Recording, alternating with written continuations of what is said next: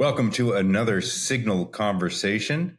This one is a repeat conversation. We're not running an old one. We are bringing our friend John Dick from CivicScience back to help us understand what have become somewhat turbulent times. John is a serial entrepreneur with extensive experience in new business formation and marketing, host of a successful podcast, and a great weekly email newsletter, which is read by a who's who of business leaders, marketers, policymakers, and even celebrities. He also plays in a band called Moscow Mule, which I respect as an aspiring band player myself. Welcome back to Signal. Good to be here, John. I think you read that maybe exact same bio the last time I saw you on stage at Signal in person. So maybe it's that is entirely possible. I'm due to update it, but it's great to be with you. Well, if you were to update it, what would you add? Oh man, I guess I don't know. My life hasn't gotten all that much more interesting. Still doing all those things. So yeah, we'll just ride with it. It's fine. Well, a lot has happened since we caught up about 2 years ago. I'm curious, given what you do, which is, sample and ask questions of literally, I think, 1 million questions a day of consumers. What's on their minds right now? What isn't, John? I mean, it's look, I think the sort of prevailing mood is frankly one of fear, anxiety. Look, uncertainty is just it's a bad thing for the economy. It's a bad thing for markets. It's a particularly bad thing for consumers. I've been, saying and writing this a lot the last several weeks. There's some just uncanny kind of eerie similarities to things that we see in our data that we saw in the early days of the pandemic in terms of how the consumer is feeling and how they're reacting to the sort of just sense of uncertainty, the kind of quote unquote unprecedented nature of what's going on right now. And it's, causing, I know we'll get into a lot of this, but just really across the board shifts in behavior and spending and prioritization. We're seeing, even this is a very direct correlation to the early days of COVID is just this consumers not even wanting to leave the house as much as we would expect to see them leave the house right now, even with the weather getting better and so on. So, it's just a strange time. I feel like the consumer would rather just know that the worst of the bad news is certain to come so they could adjust to it. The kind of will they, won't they state of things is almost even worse for them. And it's just manifesting itself all over the place. So give me a few examples, let's say in online commerce or retail shopping. How are those behaviors changing? Well, there's just generally a lot of pulling back happening kind of across the board. But I want to qualify that because, every consumer, almost like as unique as their fingerprint, prioritizes different categories of spending based on a lot of it has to do with just the sort of sense of emotional well-being. And this is a very, very consistent sort of post-COVID, post-pandemic stress disorder phenomenon we've seen is how consumers consciously and subconsciously view their consumerism as a gesture of self-care. So they prioritize spending categories that make them feel better or safer or more comfortable or indulgent, and they'll fight to the death to preserve their spending in those categories, and then they'll cut everywhere else. And that hierarchy of prioritization really varies widely across almost at an individual level, but certainly at demographic segment groups that we see. Now, a lot of things, of course, we're gonna see, shifting away from shopping in store and more shopping online. Frankly, if for no other reason than the internet's a deflationary tool, right? So people can shop for better deals online. We're definitely seeing pullbacks in certain categories of dining out. A lot of QSR, for example, is getting hit. But there's just so many nuances to it. You all may recall, if you saw my talk at the Signal conference a couple years ago, how much consumer confidence today varies by party affiliation, right? So we're watching Republicans behave differently than Democrats based on sort of how pessimistic they are at the moment. And of course, that's very highly correlated with, how much you support Donald Trump or not, and how much you trust that he's got some plan and that it's all going to work out. We're seeing differences in old and young, rich and poor, and so forth. And so it's very complex state of things, but I would just say the overarching kind of uncertainty and fear is the one thing we can paint a fairly broad brush across everyone with. Is there anything you're seeing in the data that is doing better in these times? Not really. Nothing that immediately comes to mind. There are certain categories of like prestige retail are continue to do okay. I mean, look, the higher income consumer just is able to spend more money now, and another kind of nuance or kind of a perfect storm of what's going on right now is when you have the combination of tariff concerns and tariff price concerns, which tend to hit middle income to lower income consumers harder because they're the ones that are expecting to feel the price increases that come with those tariffs. So that lower income consumer is feeling anxious and beginning to pull back due to tariff concerns.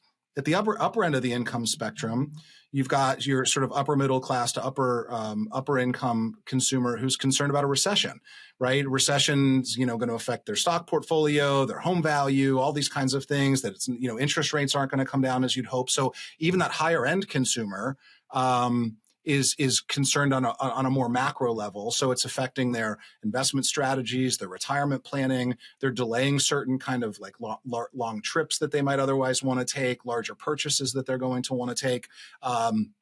We're seeing things like, we're not the first ones to report this. We saw early signs of this in the early first quarter about people beginning to pull back on some travel plans. Now the airlines are all reporting significantly lower forecasts for the year.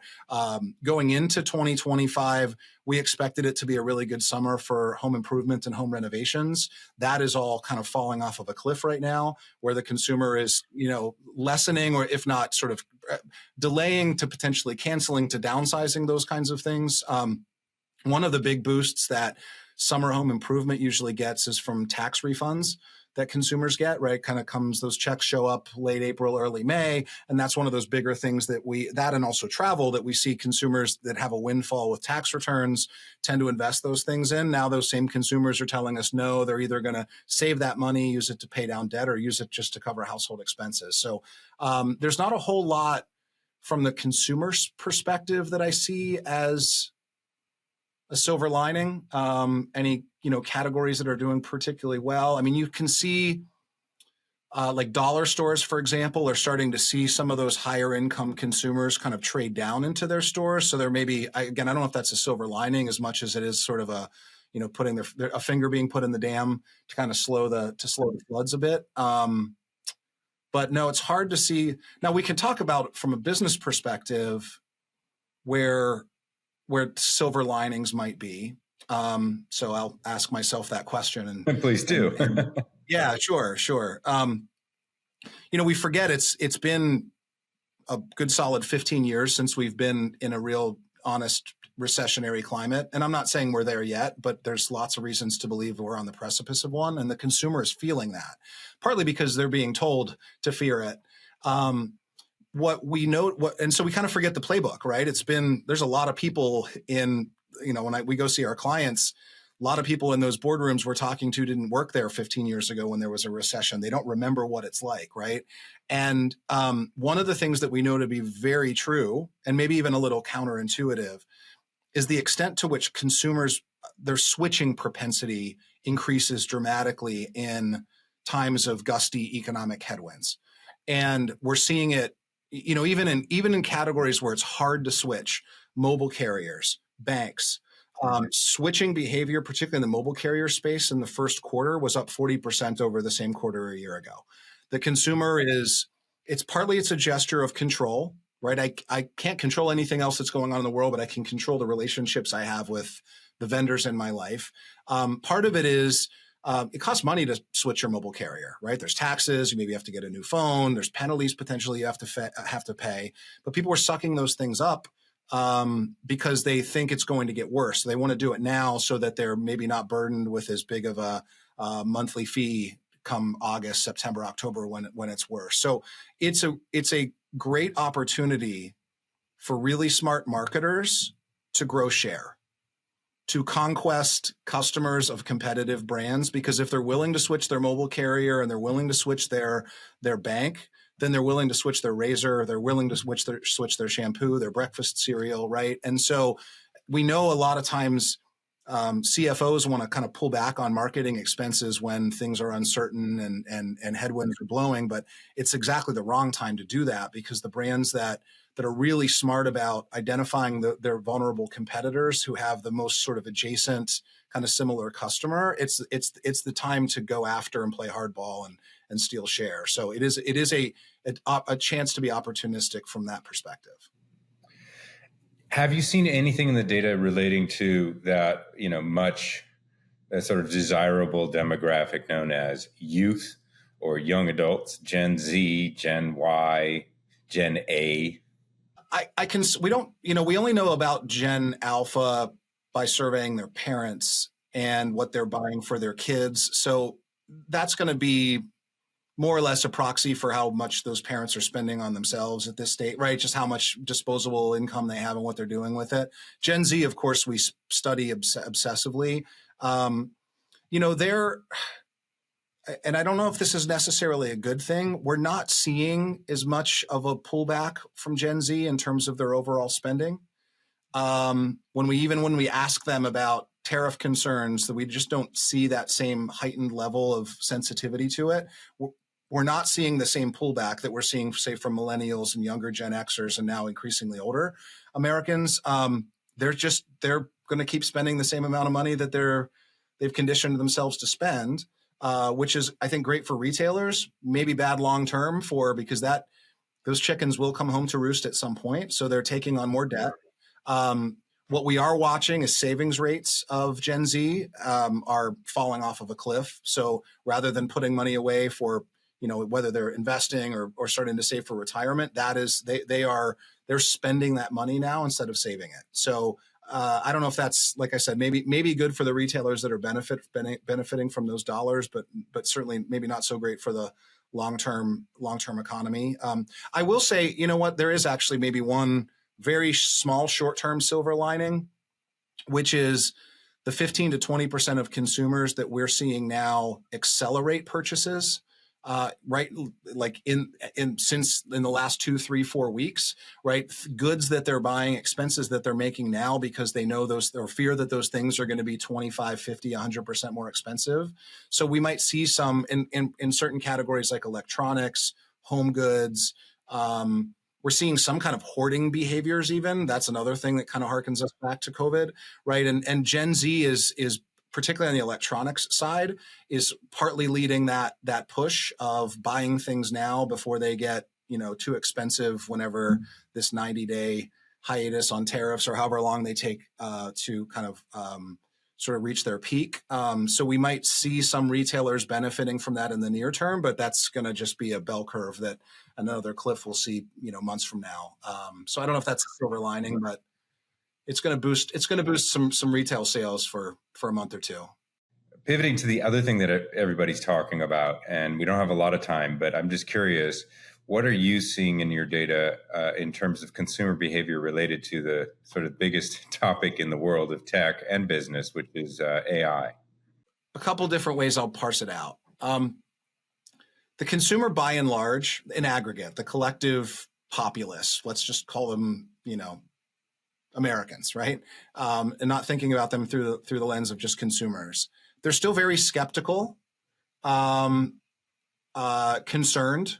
I think the fear of the potential risks of AI, and a lot of that's born of maybe the movies we all watched in the 80s and 90s and early 2000s. That overall concern, 74% of Americans are still characterize themselves as somewhat to very concerned about the negative impacts of AI, compared to 26% who are more positively inclined about it. Now, so that's a big, almost 3-to-1 difference between just negative fears, perceptions. It is improving. So the very concerned number has fallen 6 percentage points over the last year. The not concerned group has risen 5% over the last year. So I think as people are getting more comfortable with it, using the tools themselves, benefiting from some of the features and search and others, like it is warming them up, but we still have quite a long way to go. One place where it's definitely taking hold in a more positive way is at work. Just under half of employed Americans report using some form of AI, ChatGPT, the like, in their work, at least monthly. About 22% use it at least several times a week. So it's definitely taking hold from that sort of workplace productivity standpoint. But from sort of the broader consumer, there's still just a lot of suspicion, skepticism, and fear that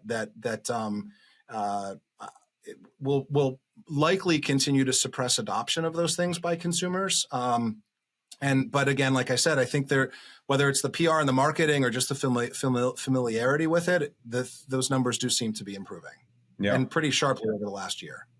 Interesting. Well, maybe we'll check in with you again in a year or two on that one. Well, I mean, check in with us next month. I mean, that's like with all this stuff we're talking about. I mean, I always tell everybody, I do a lot of client presentations on this stuff, and it's like, basically throw this presentation away after I send it to you, and I'll, because next week everything I told you today could be untrue, right? And AI, barring some bad catastrophic PR event or something, I expect to continue to go up and to the right, but it's just got a long way to go. Got a long way to go. It started in a tough spot, yeah. All right, so last question before we let you go. You announced CivicScience advertising, which was a new approach, privacy-driven approach to and data-driven approach to advertising, particularly in the programmatic space, a couple of years ago. How has that gone, and what have you learned from doing that? It's going exceedingly well. It will likely, by the end of the year, if not the end of the third quarter, surpass our core intelligence business in size at the rate it's growing. And the other business is growing too. Just that one is going to eclipse it by the end of the year. So, I think we believed we were onto something, and it seems by all accounts that we were. I think I've learned a few things. One about our business and one about the market. One is that it turns out asking people questions about what their intentions are to buy something is a really good signal that they're going to buy it, right? We don't have to guess. We don't have to assume because you bought something previously or you happen to search for something or that you're likely to be in the intent bucket. We just simply ask millions of people, how likely are you to buy blank in the next 30, 60, 90 days? And surprisingly, that's a great signal of purchase intent. So some of that seemed obvious, but of course we needed enough scale to prove that it worked.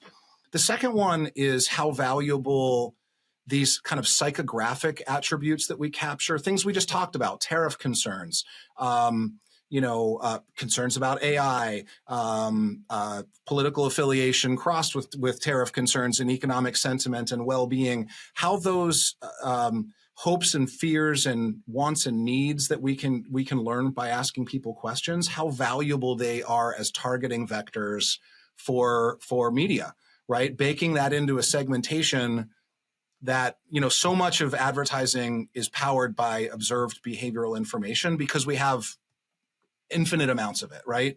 And but there's a lot we can't observe from someone's behavior that we can only get by sort of tapping into their brain to understand the why behind their purchase. And really instrumenting that has turned out to be really effective in generating really high performance.